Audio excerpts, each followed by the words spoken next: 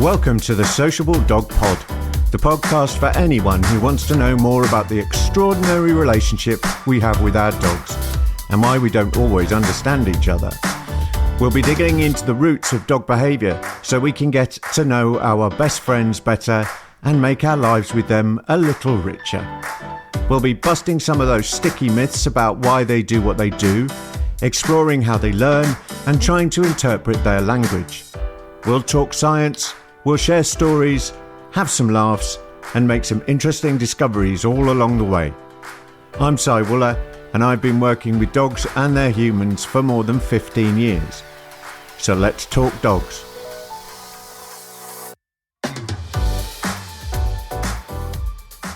My guest today is someone I owe a great deal to. She's an author, a prolific author. She's been at the top of her field for decades now. She's a blogger, and most importantly, she is the founder of the Academy for Dog Trainers. I'd like to welcome my friend, my teacher, and my mentor, Jean Donaldson. Welcome, Jean. Thank you. I'm very glad to be here. Well, we're very privileged to have you here. Now, I'm going to start with the really nitty-gritty question. And I know that you've been at the forefront of non-university education for dog trainers for many years now. And the program you founded, the Academy for Dog Trainers, is widely viewed as one of the best online courses available. In fact, it's often spoken of as degree level for both its content and the caliber of people that graduate from it. Naturally, you're going to be of the view that education is important for dog trainers. So tell me what you think the consequences are of trainers not getting a quality education. Well, the stakes are dogs' lives, people's lives, sometimes the public safety, welfare of dogs, whether dogs are kept in their homes, whether they are harmed or made worse during training. I mean, these are, for those of us who are dog people, it's enormous stakes. If it were a different field, so for instance, if we were talking about aeronautic engineering, we said, well, should airplane maintenance people or people who build 747s, should they have education or should it just be elective and they could just make it up as they go along? It would be laughable. There would be even more planes sort of falling out of the sky. The surgeon who does your knee replacement, should he have an education? For some reason, dog trainers have gotten a pass literally for generations. It's puzzling, it's maddening, but here we are in 2024, and it is still optional. The risks are quite high, aren't they? When you consider we're talking about animals with sharp, pointy teeth that can bite you lots and lots if they feel the need to, as well as the responsibility that we have to the general public. Do you think people take that on board enough, or at least trainers take that liability on board enough? It seems not. I mean, considering some of the rhetoric, so some of the trainers that we are the most concerned about, so those who have the twin evils of being both incompetent and oriented towards harsh, aversive methods, given how aggressive their advertising is, and given what a mess they make, one would think that they would be concerned about both the liability in terms of the public safety, so the moral argument. Couldn't they be successfully sued? I mean, shouldn't there be law? And I've been waiting for 20 or more years for the test case where somebody successfully sues a dog trainer and says, hey, why wasn't I told that I could do this with chicken? And why wasn't I told that there's good consensus among academia? So there's now a stack of research papers as long as your arm saying that methods matter. There's a clear consensus that non-aversive training is not only more efficacious, but carries a better side effect profile, and it has welfare implications, et cetera, et cetera. Considering that, a lawyer could make quick work of one of these incompetent trainers, and yet it hasn't happened. And I find that just absolutely baffling, considering the readiness with which people sue for other things in this country.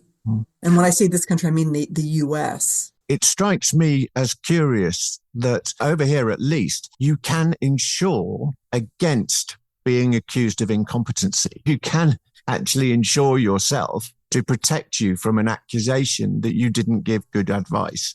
And doesn't that strike you as bizarre. I think that there would be greater willingness and desire to protect dogs and to protect the consumers of dog training services rather than protect the practitioners where the onus lies. So it's very puzzling. Those of us who take our education seriously, we take that sense of responsibility towards the client and the dog very seriously too, don't we?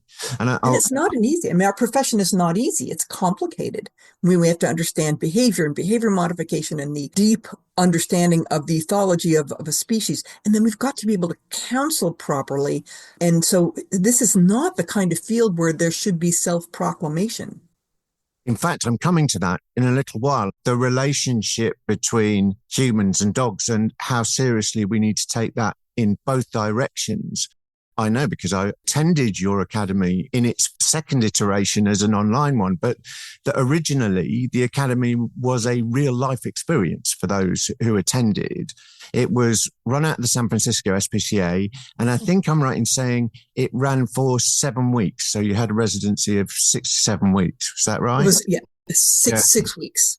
And now it's run online. So students have 2 years to complete it. I've been through the program online, and I can say that even a 2-year deadline, which sounds cozy, is still designed to push the students in a way that maximize their understanding and their skill. So talk to me about the evolution of the idea, why you think that is the level of education that we need in this field. You know, it really comes down to the number of topics with which we have to have expertise, not just have a theoretical understanding of how animals learn, how dogs learn in particular, the broad array of problems that people come to us with their dogs that they would like solved, and that we have to sort of negotiate between these two species so people can live harmoniously with their dogs. We want to have this public safety protected. And so when dogs are biting people, when dogs are unruly to the point where there is a safety concern, we need to take that into consideration. And then the counseling part, which I know we want to sort of zero in on. If you think about it, those of us who've tried to do any kind of change in our own lives, so people try to eat more healthily, they try to lose weight, they try to exercise more, they try to meditate, myriad things that we all want to do. We would all like to do these things. We all acknowledge that it's difficult. There are huge industries to try and help people do these things. There are also massive amounts of money being made in shortcuts because behavior change is so difficult. We are asking people often to practice more exercises with their dogs, to add enrichment, to have a completely different understanding of their dogs. In animal behavior jargon, what we're asking clients to do is quote unquote expensive behavior. We have a big ask from clients, and clients quite naturally, they did not self-select to be trainers. If they did, they would be trainers. They often don't find training to be inherently fascinating the way you and I do, that in our spare time we'll train.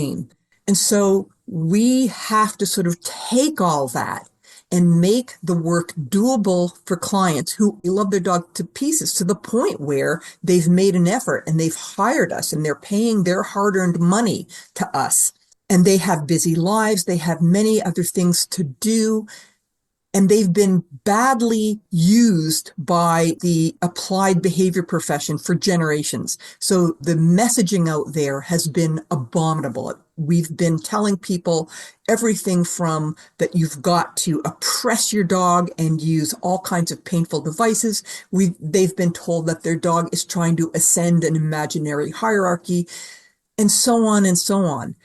And so understandably, they're confused because we have been giving them all manner of mixed messages. And so now you and I are trying to kind of, I mean, I shouldn't say clean things up because it's kind of late for that, but we are trying to offer people a competent alternative. The problem is the marketplace is just such a mess because those who would, for whatever psychological reasons, prefer to hurt dogs to train them, to electrically shock them and dig things into their neck, and then try and whitewash that as somehow both harmless and a strong last resort, the only thing that will work on the difficult dogs. We have to make sure and do our best to make sure that the people out there understand that whom they hire matters enormously. And it's just, when you think about it, you could be driven to despair by sort of the state of things. But, there's a dog down the street who really wants us not to be driven to despair because they want their guardian to make the right choice. Hmm. I think that's so true. And a message that I've banged on about for years, and I haven't actually changed my perspective on it, which is that it should go without saying that we care about the dogs. But this is a people industry too, isn't it? And there's too long been a sense amongst potential clients that they're going to be blamed by trainers. And too long has there been the old adage of, I prefer dogs to people in the training industry, when really you have to want to help and save the relationship between the dog and their people. Completely. If you don't like people and you can't find a way to forgive your clients or like your clients, and you're drawn to blaming them, it's very kind of old school. When I first started in training many, many decades ago, there definitely was some self-selection for trainers who were very dog-oriented and very readily blamed people for their failings, that they were not committed enough, they were not skilled enough, they didn't care, they didn't deserve their dog. Thankfully, that is waning. It's not entirely gone, but the newer breed of dog trainer definitely not only quite naturally is drawn to wanting to help people, because this is what we do. We try and help people. We try and mend the relationship between the person and the dog. Just as we don't want to blame dogs, dogs are not, they're the victims of their genetics and their environment. So are the people. I mean, as I said before, we have not served people very well in this profession. And so you've got to like people. You've got to also have the patience and the ability to willingness to repeat things to people, willingness to help them understand, and willingness to meet them kind of where they are and not sort of eye roll and say, yeah, why can't they be more committed and more sophisticated and more so on? It's unfair and it doesn't help. Do you think that, well, I'm sure you do, because you've developed in the academy a significant and very impressive community of trainers, people that are like-minded, people that are prepared to have a conversation around very difficult subjects where not everybody might agree, rather than our industry being somewhat isolationist.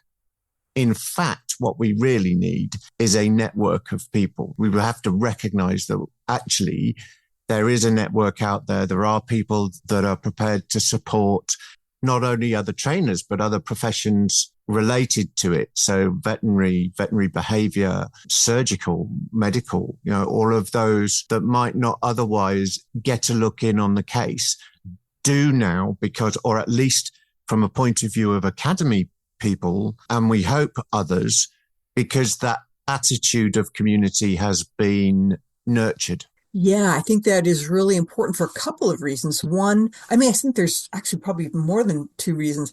One is, as you say, it is now increasingly multidisciplinary, insofar as we are coming to understand the role of pain in behavior and how underdiagnosed it has been, understanding the role of psychotropic medications for things that have been relatively intractable in the past, things like sound sensitivity, for instance, separation anxiety, some of the things that are rather slow moving, that a multidisciplinary approach is the way to go.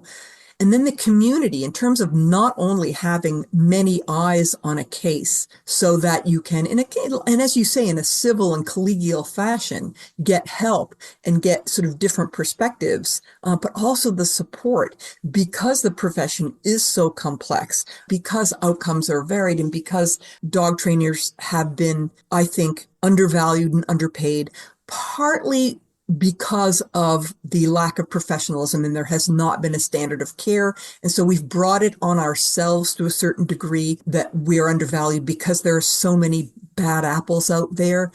But there are now a lot of good apples. And Yeah. it's critically important to me to not just prepare people academically and technically and with supervised practice to do their job, but also that once they're out there, because of the emotional demands, that they also have a soft landing spot when a case goes badly, or they have a bad day, or they're doubting themselves, or, this irony of imposter syndrome among sometimes the most competent practitioners, that we can do that to give people long, thriving careers. And in this profession where there is this philosophical war zone where, the other side are screaming at the top of their lungs that we're somehow wanting because we don't want to electrically shock dogs. Something you said there struck me. You mentioned supervised practice in the education. And I think that's interesting because many of us found that what we had to do when COVID hit was to go online with our practices, and we had to sell the idea that you could effectively help somebody who had a serious issue with their dog over the Wi-Fi line, and use video and demonstration away from the client to help them understand what's happening and what's going on. Now, you were 10 years ahead of that with the Academy, or the second iteration of the Academy, because you went entirely online, with the exception of occasional meetups for interesting conferences and so on. You went entirely online and evidenced the fact that video and proper analysis and proper examination works in this way. Yes, I think in both cases, necessity was the mother of invention. So in the case of the Academy, 6 weeks proved to be not quite enough. 6 weeks full time in order to sort of cram it all in. My feeling was that it needed more, so longer, and also more sort of space in between so it wasn't sort of condensed, to give people a chance to learn, breathe, marinate, think, practice with the dog, come back, and have that gentler pace of education, a longer topic, more repetition of key concepts, and so on. And there was not a way to do that the marketplace would have borne. So not only because we're in the Bay Area, that to expect people to do a 1-year residency in dog training, even though people routinely do 4-year university degrees and go off to college and spend tens of thousands of dollars, there wasn't the perception that that was something that one needed or wanted to do to be a dog trainer. So I was sort of boxed into, okay, so I need to give people, in many cases, graduate level education on ethology, animal behavior, and how animals learn, and then get them into counseling and so on. How on earth can it be done? The only answer was, okay, it needs to be done online. But then how do we solve the problem, the enormous amount of practica? Because we don't only want our people to have counseling skills, and we also wanted people to have good training ability. And so we worked our way to, okay, we're going to do detailed video coaching, and lo and behold, it ended up working. In the case, I think, of COVID, so people who are out there in dog training practice, and the vast majority of whom were working locally and working live, doing live classes with people, live consults with people where they would visit people in their homes. When COVID hit, okay, so all that was off the table. So again, necessity dictated that we have to find a way. And so people did find their way to doing online counseling, even online group classes. And lo and behold, it worked. There's proof of concept in both those cases that it can be really super effective. And I think it's something that's continuing to be honed, because now COVID is pretty much over, and there is the option to recommence live cases and live classes and so on. And many people have, but a lot of people have retained online, which is opened up the door for dog guardian who is geographically isolated and doesn't happen to have in an hour's drive somebody competent. Now they can be really well served by somebody, just as you did with Sophie. You can serve somebody who is geographically completely divorced from you, which I think that's, really been a great silver lining to COVID. And the model too, I think separation anxiety practitioners, I think were also ahead of the curve insofar as they have been for a long time doing really effective counseling over the internet. Yeah, I mean, it's one of those things, isn't it? Separation anxiety, I frequently refer out because I think it's such a specialist subject. The counseling aspect of that is enormous. Hats off to all those people that do separation anxiety. They really are in terms of client support. They're at the forefront in terms of the degree to which they both practically, emotionally support to keep the client in the game for a long-winded problem that tends to be slow-moving, and with enormous sort of logistical challenges, they're able to do it. Yeah.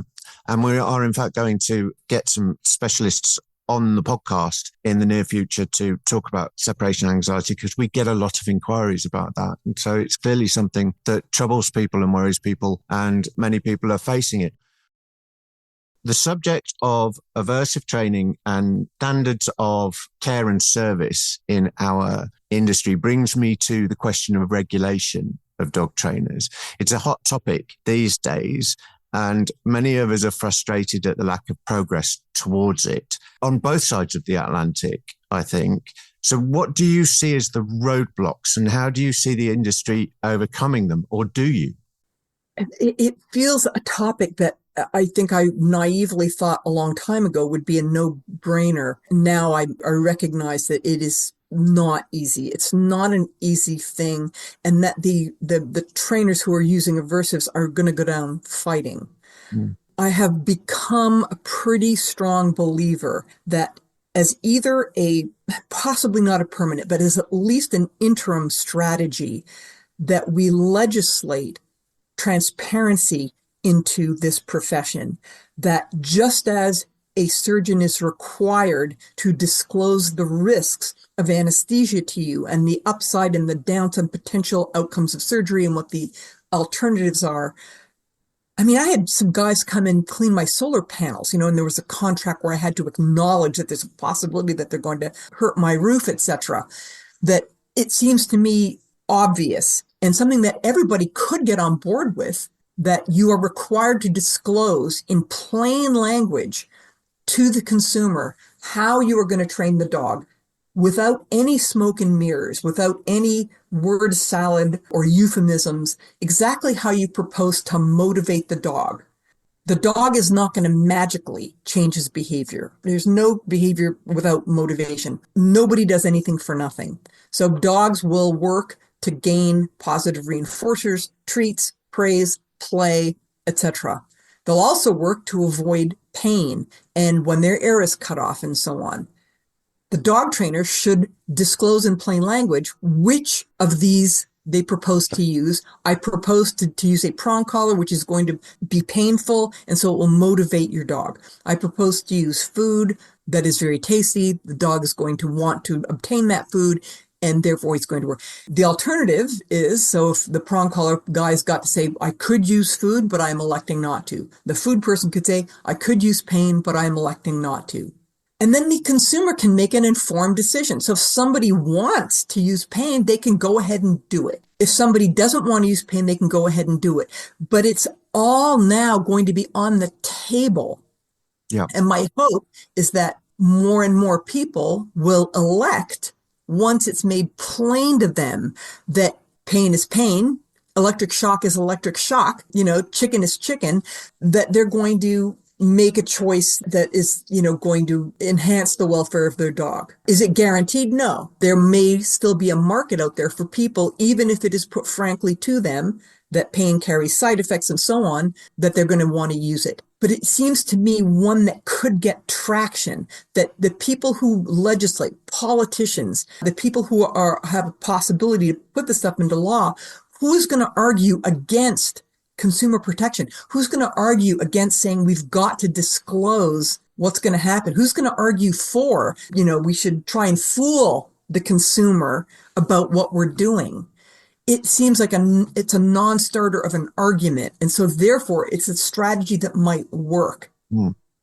It's interesting because actually that was going to be my follow-up is, do you think that legislation is going to be needed? And if you do, what role does it take? I think it's interesting that you talk in terms of transparency and electing to do something with all of the information available to you, because at least in one part of the UK, we've gone further than that. The Welsh Assembly banned the use of shock collars in Wales. It's an advisory in Scotland not to use them, which is a little bit of a disappointment. And in England, they were due to bring in some legislation that they were going to push through Parliament to ban shock collars, and that's been postponed. And nobody gave a good reason why that was postponed. The cynics amongst us could be cynical about it, but, there you go. In a sense, the UK government has at least expressed an intention to obligate people not to use certain types of equipment, that it would be against the law to use them. I do think that is enormously helpful. I think longer term, the more jurisdictions that do things such as banning electric shock, and then 10 years goes by and we see that what we were told, so the aversives owners say, the aversives users say, oh, there's going to be mayhem as a result. If we're not allowed to use shock collars, dogs are going to be killed and they're going to be chasing deer and they're going to be, all these sequelae are going to occur if we don't use shock. In other words, the reason we're using shock is that we have no choice. It's the only thing that's going to work. Okay, so prove it. Let's prove that. Let's do the study. So let's ban it in a jurisdiction and then let's see, do these things happen, yes or no? If they don't happen, they don't have a leg to stand on elsewhere, where saying, well, we have to allow electric shock because it's the only way to solve problem X. Well, hang on a second. What about places X, Y, and Z here that have banned it? Dogs are continuing to be well-trained and happy owners, no increase in euthanasia rates, et cetera, et cetera, et cetera. It's going to make it harder for them to argue.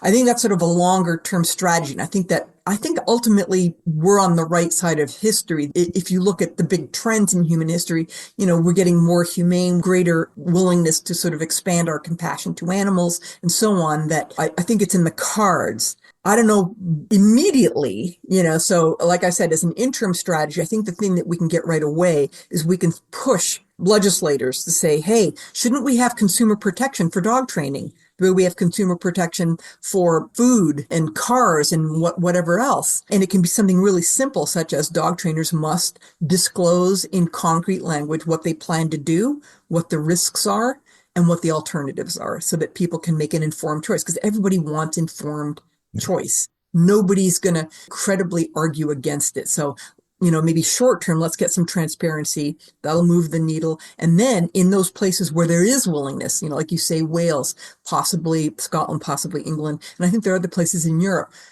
do make progress in terms of aversive tool reductions and bans, they become test jurisdictions for the rest of us.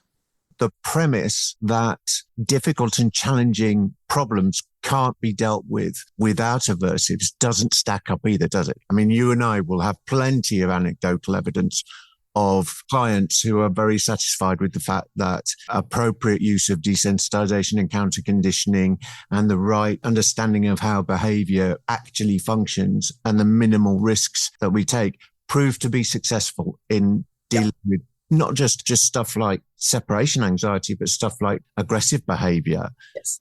I don't know how to put this more delicately than the incompetent positive reinforcement practitioners out there are doing us no favors. Indeed.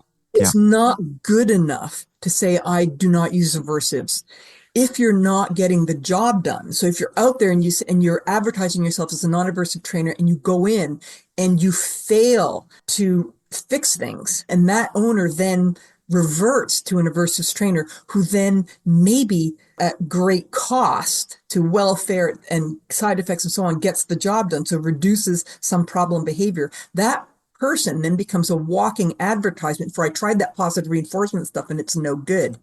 Uh, that's something that does keep me up at night is it's just not enough to say I don't use aversives. You've got to know what you're doing and you've got to be able to get the job done efficiently and fast enough that's going to solve the problem. There is critique out there. And I think some of it is unwarranted, but I think some of it is that sometimes what we do is too slow. And I think sometimes it's that, well, hang on a second, this is how long this stuff actually takes. And other times I think it's because the practitioner is not as competent as they might be, and Mm. they're taking longer and they use the excuse of, well, because I'm not using aversives, it's going to be longer and slower, but it's still preferable.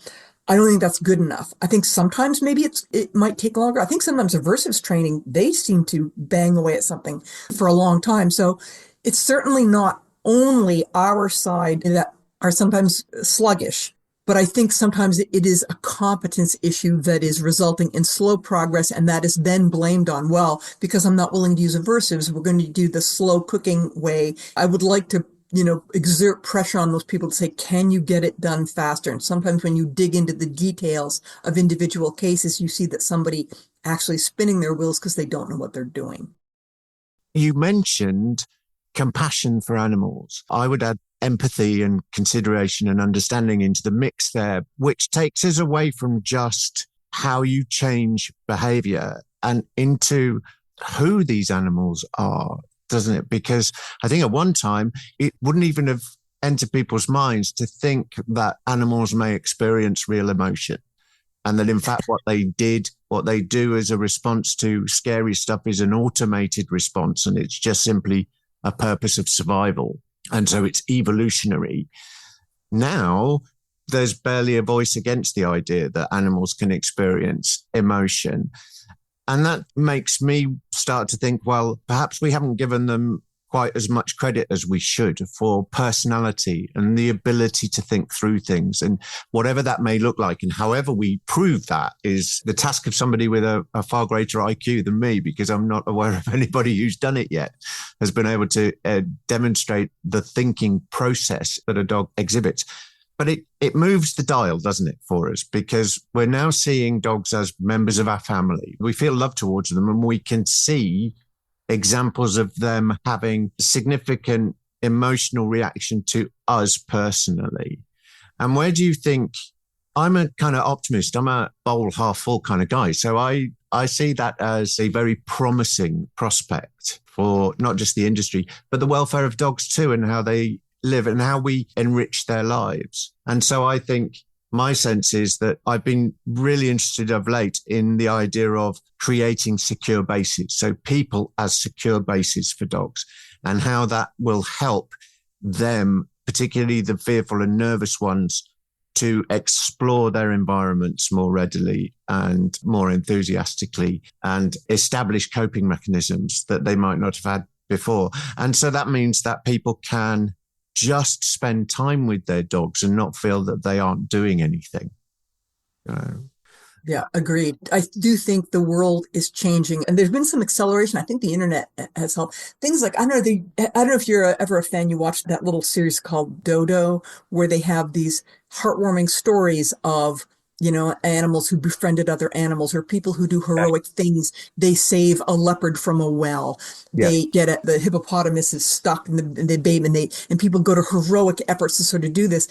And if you look at sort of the number of likes and views and the way people sort of get into this, it's clear that people, one, that they do care and they empathize with animals, and they want to see these success stories, and they acknowledge that animals, that it matters that this baby hippo is saved, and also that the animal might be afraid, and that matters. Way, way back, I remember sort of dog training was very much, there was a lot of whitewashing of fear, where if a dog was behaving fearfully, he was being a drama queen or disobedient or putting it on. It was somehow a manipulation. If you think about it, really Orwellian stuff. But now, put it this way, when I first started in training to be a good dog owner, you had control of your dog. Your dog was well behaved, was never a nuisance, didn't hurt anything. That was the card, the mark of a good owner. Now we've got something like Zazzie's book, which is, okay, the science of making your dog happy. And here's now her new book. Here's fear. Here's your book. Here's how we help a dog feel secure and overcome his fear. And these books are just enormously successful. People now they don't just want their dog to be under control. They want their dog to be fulfilled. Yeah. They want their dog to feel safe. They want their dog to feel secure, to not experience fear, to enjoy their lives. These are extremely different goals and objectives that have trickled now into the mainstream, which I think bodes very well for the election of training methods as a result. And that can only come from a real genuine empathy with dogs and an acknowledgement that they feel joy, they feel fear, and fear is a terrible emotion. So is anxiety. I mean, these are rotten emotions, and we identify them better than ever in dogs, and we care about them better than ever in dogs. I'm with you. In this respect, I think I'm very glass half full.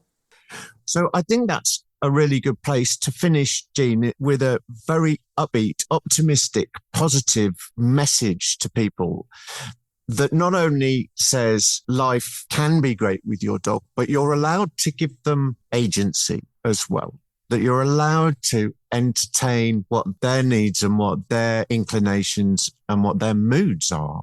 Yeah, and it doesn't spoil them. If the dog is on the sofa or in your bed, or you buy 400 dog beds for your dog, or you give your dog chicken, this doesn't spoil your dog. This is just sort of a basic right of something to look forward to, and joy and fun and comfort and safety, that these are things that we want to give our dogs, and that doesn't somehow result in a coup. It's just not how it works. That's right. We haven't talked about the oddities of the old dominance and pack leadership construct in dog training, and perhaps that's reflective of how much less it is given significance by people now. Nobody credible puts it forward as a way to, parse what's going on with our dogs and our families. They're family members, and they're sometimes afraid. And so they sometimes will do things to defend themselves. They're sometimes worried. They're sometimes saddled with software but luckily we've got this great technology where we can have the dog be less of a nuisance and feel better, and everybody lives more successfully, and we're better and better able to leverage the technology. And so it is kind of a good time to be a trainer. And hopefully those things will only accelerate now as the numbers of people with that level of skill and understanding increases.